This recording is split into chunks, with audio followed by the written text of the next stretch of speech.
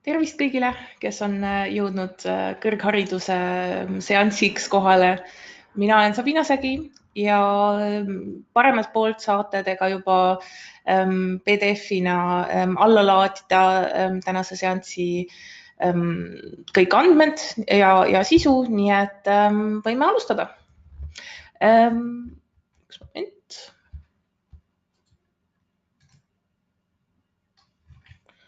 Olgu siis...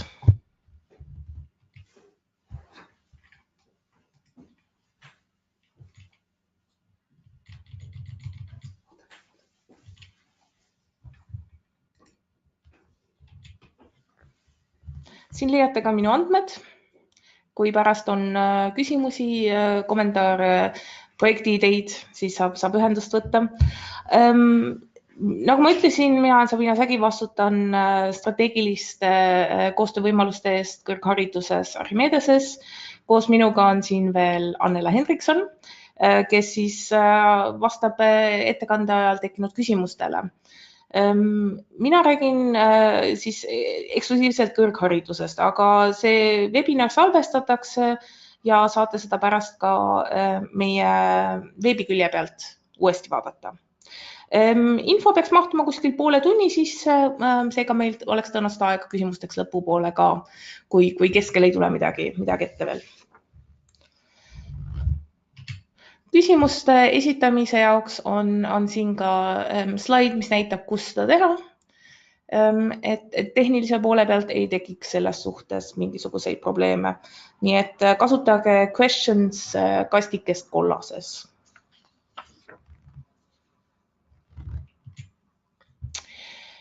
Jutt tuleb siis järgmistest tegevustest. Alustuseks räägiks nendest tegevustest, mis on sihtasutus Archimedese hallatavad.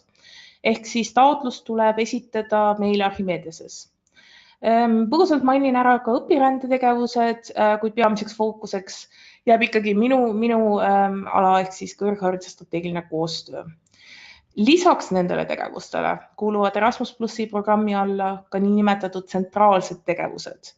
Neid haldab aga hariduse, audiovisuaal, valdkonna ja kultuuri täitev asutus. Ehk siis EACEA Brüsselis. Mida see tähendab? See tähendab, et nende tegevuste osas tuleb taotlus esitada otse Brüsselisse, mitte meile. Ning kogu taotluste ja lepingute menetluse protsess toimub ka seal. Nendeks tegevusteks on Erasmus Munduse ühised magistriõppekavad, kõrghariduse suutlikkuse tõstmise projektid ja Jean Monnet tegevused.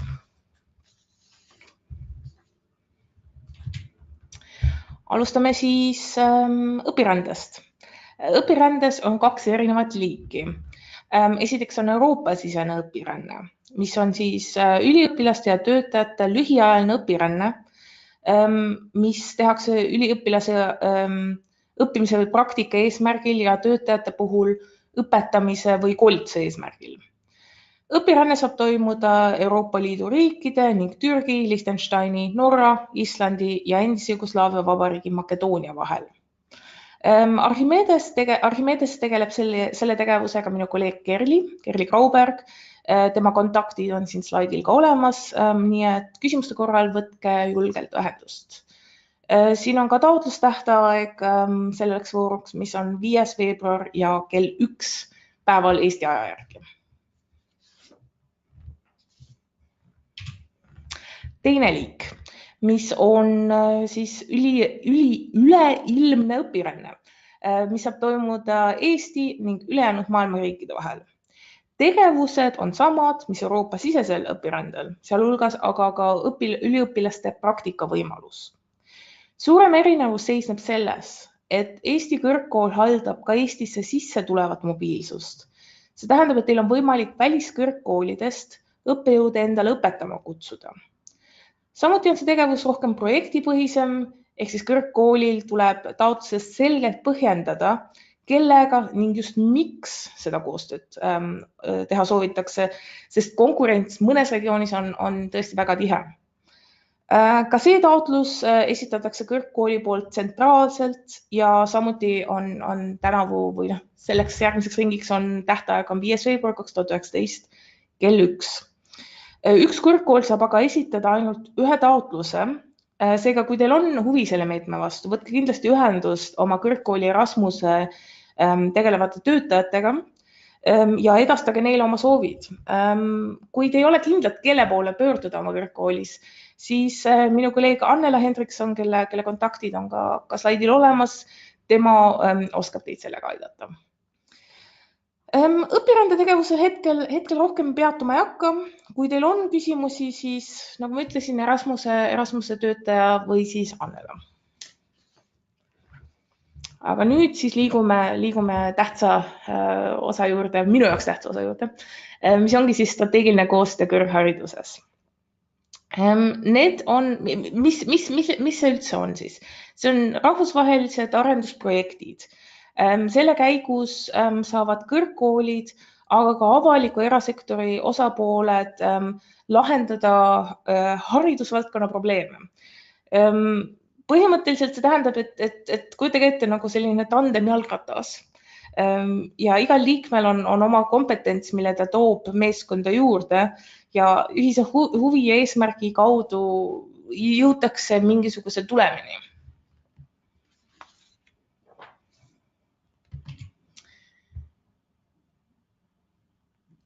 Strateegilise koostööprojekte on tegelikult mitut liiki, aga kuna kõrghariduse valdkonnas saab tegelikult teha ainult ühte tüüpi, siis ma ei hakka rohkem peatuma teistel.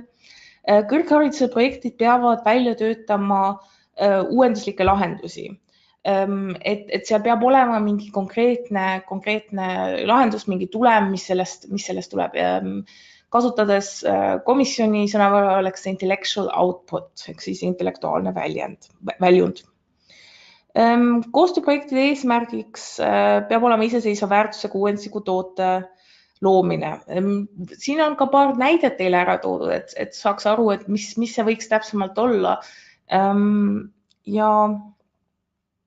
Ja ongi, et need võivad olla õppemetoodika, need võivad pedagoogilised materjalid, uus õppekava. Võimalusi on palju ja oleme avatud ka teie ideedeks, kuidas teie seda näete. Aga samuti, mis on üks väga tähtis osa, on, et saavutatav tulemus peab olema laiema sihtrühma jaoks. Nii kättesaadav, kasutatav kui ka pikemaajaliselt täitma seda eesmärki. Et siis, kui projekt ära lõpeb, siis ei ole selle tulemuse lõpp. Täpsemad võimalused on ka 2019. aasta programmijuhendis, mis on nüüd paar nädalat juba väljas olnud, aga sellest räägime ka veel täpsemalt. Niisiis, kõrghariduses, millised on selle ringi prioriteedid? Need võivad olla veidi segased, aga räägime nad ükshaaval läbi ja ma arvan, et neid saab endale lahti mõtestada ja sealt leida kõige õigem ala, kuhu teie ideed võiksid sobida. Niisiis, Euroopa Liidu üliõpilaspileti juurutamine. Sellega on mõeldud, et see on meede, mis peaks lihtsustama tudengite mobiilsust, et hoida kokku aega ja ressursse, kui te saadate tudengi ühest ülikoolist teise. Nii mobiilsuse alguses kui ka lõpus, kui on vaja ainepunkte mõtestada teise ülikooli süsteemi lahti. Siis number 2 on õppesüsteemi ning juhtimistasandil edukate rahastamismudelite edendamine. See tähendaks siis, et kuidas premeerida edukaid õpetamismudeleid, mis toovad just ühiskonna tasemel innovaatilisi arenguid. See on ka suhteliselt lai ja seal saab erinevaid asju selle all mõista. Nii et, aga liigume edasi, järgmine on kõrghariduse andmete kogumise ühtlustamine ning parandamine. Selle all mina mõistaksin haridusstrateegia kvaliteedi läbimõtlemist ja ennetavalt analüüsida ühiskonna ja majanduse vajadusi just oskuste koha pealt, mida tulevane kõrghariduse lõpetanud isik peaks oskama, peaks omama juba. Et suur rõhk just sellele ennetavale analüüsile ja mitte korvata probleeme pärast, vaid just neid ennetada. Ja järgmine punkt, ümbritsevaid kogukondi kaasavate kõrgharidussüsteemide loomine. Üks näide seal oleks näiteks vähemate võimalustega tudengite, sealhulgas põgenike, edukuse ja ülikooli lõpetamise protsendi tõstmise arendamine. Need on jällegi väikesed osad sellest, pikemalt saate lugeda programmi juhendist, nagu mainitud, nii eesti kui ka inglise keeles on need väljas ja nad on mõlemas umbes lehekülje 102 hakkavad pihta. Aga neid prioriteete on veel, seega lähme edasi. Järgmine punkt oleks siis edendada tipptaseme lõpetamist ja oskuste arendamist ning seda premeerida. Andestage mulle väike grammatikaviga seal sees. Mida mina selle all mõistan või kuidas mina seda lahti mõtestasin, õppejõudude edasi arendamise soodustamine ja seda just personaliosakonna tasemel, luues uued eeskirjad, mis soodustavad sellist teguviisi ja aidata ülikoolidelt pakkuda ka rohkem e-kursuseid täis- ja osalise koormusega õppivatele tudengitele, mis on kaks jällegi suhteliselt erinevad tunduvat asja, aga nad mõlemad kuuluvad selle punkti alla. Järgmine punkt oli siis oskuste nappuse ja nõudlusele mittevastavuse kõrvaldamine. Jällegi üks punkt, kus on mitmeid tahke, aga siin hulka kuulub kindlasti digitaalsete oskuste tugevdamine töötajates ning ka tudengites, paindlikuma õppevormi loomine, keskendudes samas just ka töömaailma vajadustele. Et see töömaailma vajadus tuleb nüüd teist korda välja, et see tundub sellel aastal olevat väga mõjus punkt, nii et see võib olla midagi, millele tähelepanu pöörata. Ja siis rahvusvahelistumise edendamine, mis siis teksti programmi juhendis lugedes tundub rohkem kui mobiilsuse kaudu saadud ühtsete ainepunktide ja kvalifikatsioonide ühtne tunnustamine, et võimalusel eraldi süsteeme vältida ja saada ühtsed meetmed laiemalt Euroopa Liidus. Aga jah, kui need prioriteedid, see oli nüüd kiire ülevaade nendest, aga ma soovitan tingimata programmi juhendis peatuda ja need üle lugeda veel.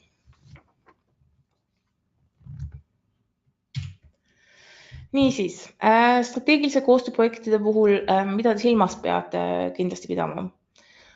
Projektis peavad osalema vähemalt 3 asutust 3 erinevast programmiriigist. Maksimaalset partnerite arvu ei ole otseselt määratud, aga projekti juhtimise toetust saab maksimaalselt 10 partneri kohta. Nii et kui te tahate veel rohkem kaasata, siis pidage seda silmis. Projekti pikkus 2–3 aastat, 24–36 kuud. Taotluse esitab projekti koordinaatoriks määratud asutus oma riiklikule büroole. Ehk siis, kui teie olete määratud projekti koordinaatoriks, siis teie esitate selle taotluse Archimedesele, aga kindlasti mõelge selle peale, et sama taotlus samade partneritega ei tohi mitmesse riiki esitada.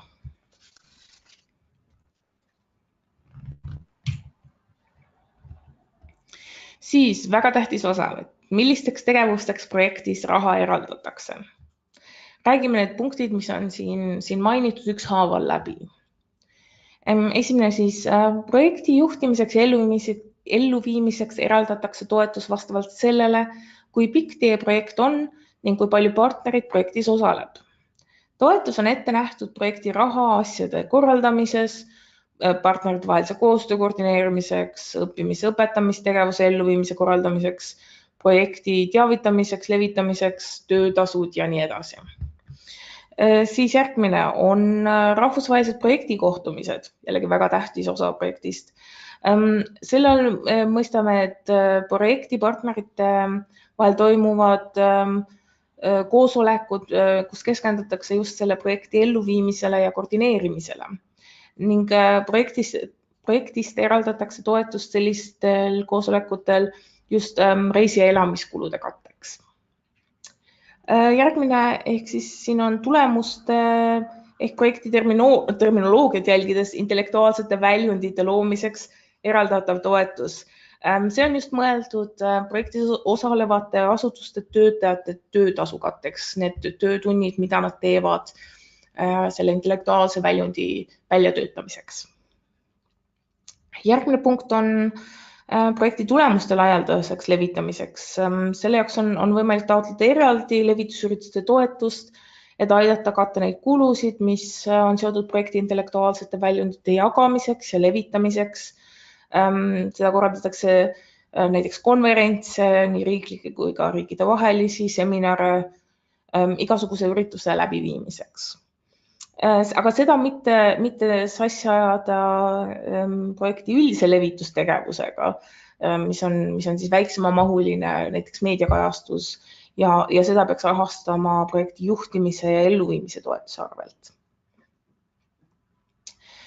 Samuti saab projekti käigus ka korraldada riikide vahelisi õppimise ja õpetamistegevusi, mis on suunatud kas osalevate organisatsioonide õppejõududele ja töötajatele või siis üliõpilastele. Toetus aitab katta osalejate reisi- ja elamiskulusid. Kõikide nende kuluridade osas toimub arvestus ühikuhinna põhimõttel, mis võib siis erineda mõne teise meetmega, millega te olete rohkem tuttavad. Kuidas seda lahti seletada? Kujutage ette, et projekt ehitatakse üles justkui klotsidest.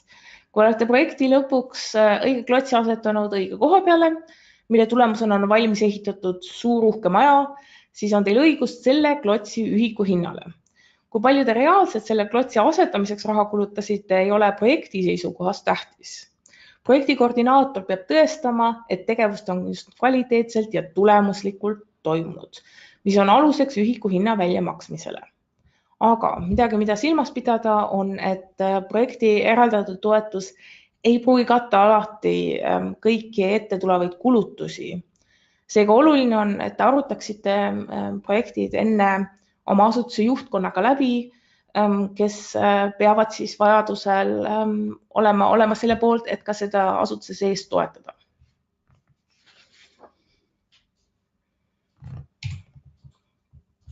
Niisiis, lisaks eeltoodud ühikuhinna alusel määratavatele toetustele on projektist võimalik taotleda ka toetust erivajadustega isikute kaasamiseks. Need on siis katmaks lisakulusid, mis on otseselt seotud osalejatega, kellel on erivajadus. Sellised kulud kaetakse projektist täies ulatuses ja see on üks vähestest, mida kaetakse reaalsete kulude alusel. Teiseks reaalsete kulude alusel määratavaks toetuseks on erikulud. See on siis toetus, mis aitab katta allhangete või kaupade ja teenuste ostmisega seotud tegelikud kulud. Need kulud hüvitatakse projektis ainult 75% ulatuses. Seega erikulude jaoks peab projektipartneritel olema kindlasti 25% omaosalus. See on ka midagi, mida peaks enne taotlemist kindlasti läbi rääkima asutuses.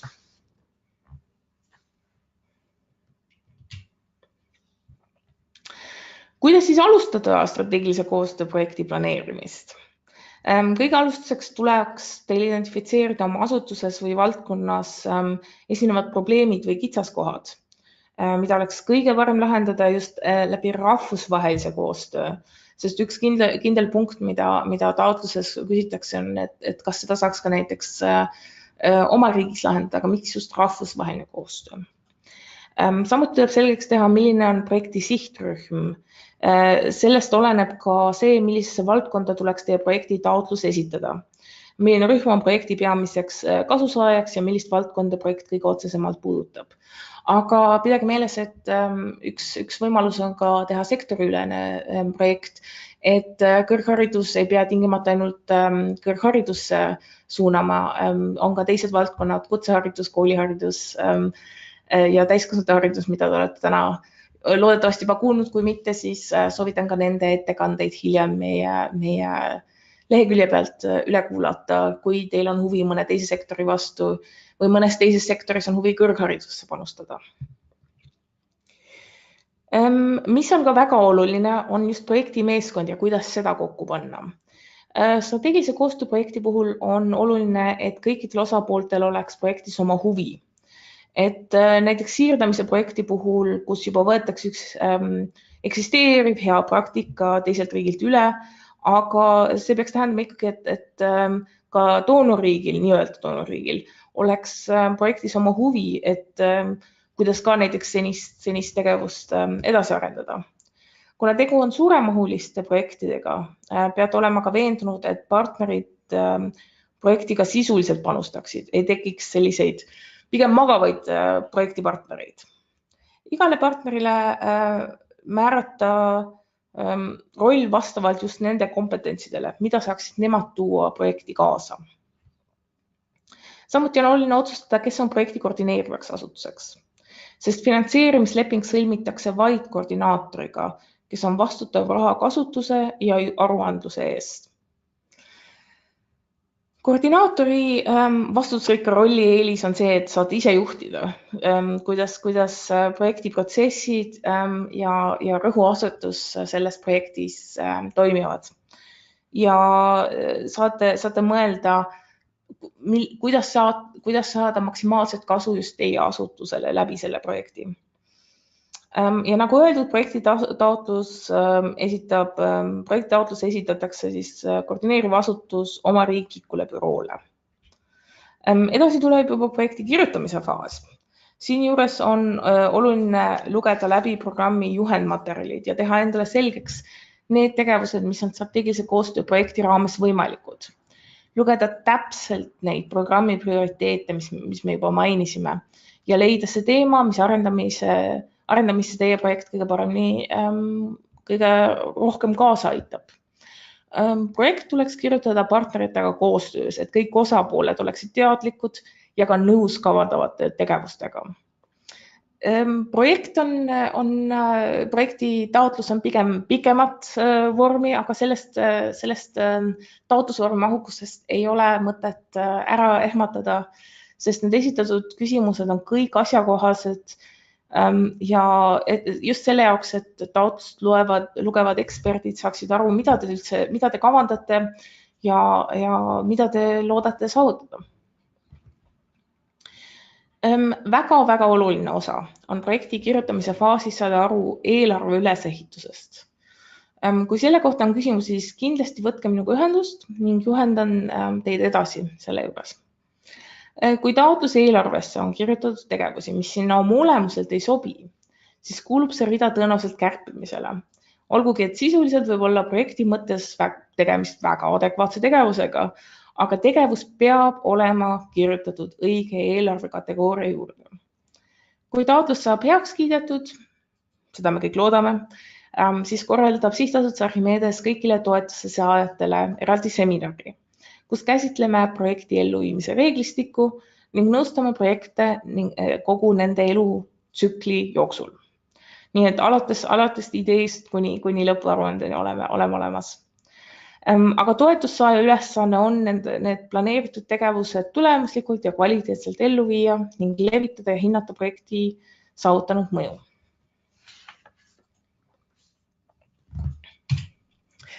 Jällegi üks väga tähtis tahk projekti juures, kuidas leida projekti partnerid strateegiliseks koostööks. Esmalt alustage olemasolevate kontaktidega. Vaadake üle see, millised koostöösidemed olete loonud eelmiste projektide raames või ka õpperände kaudu näiteks. Kas koolil on koostöövõrgustikud teatud teemadel? Küsige oma asutuse siseselt, see on väga hea ressurss.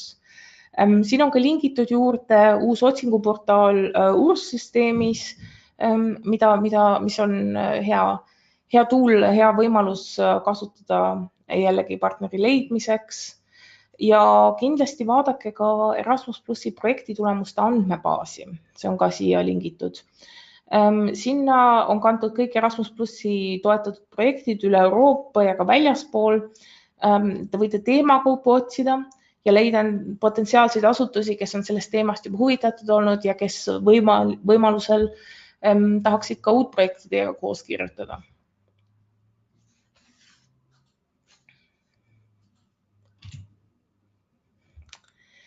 Ka meie eesmärk on siin Archimedeses on olla taotlejatele võimalikult palju toeks juba taotluse kirjutamise faasis. See on ka üks põhjus, miks me tänast webinari teeme. Seega, kui teil on projekti idee ja võimalikult juba mõni partner on olemas, siis võtke kindlasti minuga ühendust, saame teie projekti ideed juba individuaalselt arutada, kirjutage e-kiri, võime kokku saada, võimalusi on.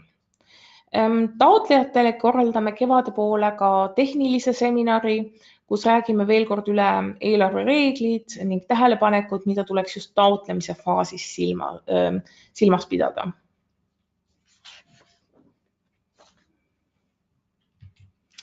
Aga keskenduks siis ka taotlemisele, sest 2019. aastal toimub taotlemine esimest korda online keskkonnas ja mitte enam PDF-vormil. Need vormid ei ole kahjuks veel avatud, aga meil oli võimalus agentuuri siseselt neid testida ja ma ütleks, et sisulise poole pealt ei tohiks olla suuri muudatusi ja taotluse ettevalmistamisel saate te lähtuda 2018. aastal kehtinud vormidest, mis on märkmetega ka meie koduleheküljel kättesaadav. Jällegi, taotlusvorm tundub pikk, aga suur osa on sellest juba partnerite info kirjeldus ja hiljem sisuküsimused. Et ärge sellest ära ehmuge. Aga kindlasti varuda piisavalt aega taotluse kirjutamise jaoks, sest kurb on näha tihtipeale, et taotlejatel on tekkinud ajapuudus ja seetõttu on taotluse viimased küsimused mõju ja levitamise osas vastatud väga üldiselt ja sealt on projekt kaotanud väärtuslikke punkte. Eksperdid kindlasti rõhuvad nendele nii mõjule kui ka levitamisele, nii et ärge neid osi ära unustage.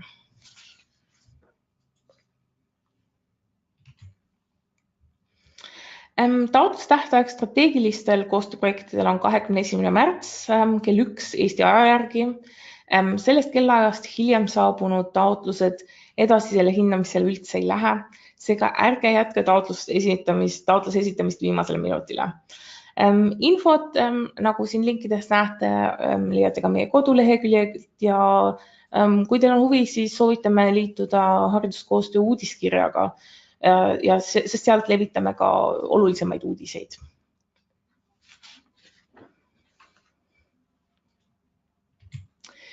Lisaks juba mainitud tegevustele räägiks ka Erasmus Plussi programmi alla kuuluvatest tsentraalsetest tegevustest natuke täpsemalt. Ja nagu öeldud, neid haldab just hariduse audiovisuaalvaldkonna ja kultuuri täitevasutus Brüsselis. Raske öelda, aga väga tähtis asutus.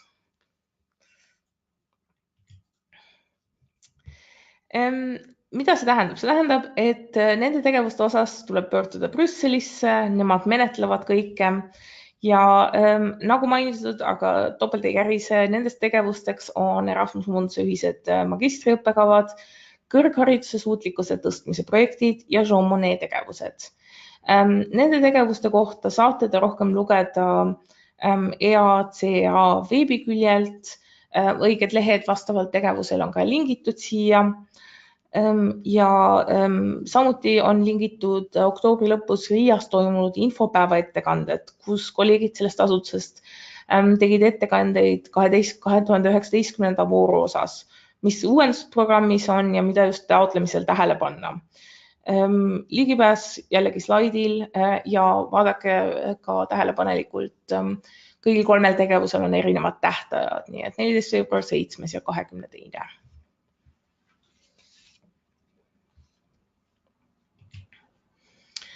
Veel informatsiooni. Ega kui on küsimusi, siis komisjon aitab. Igasuguseid linke ja informatsiooni tõesti internetis väga palju. Siin on osalingid ja ka sotsiaalmeedia, kui teid huvitab, siis kindlasti proovige ka need läbi.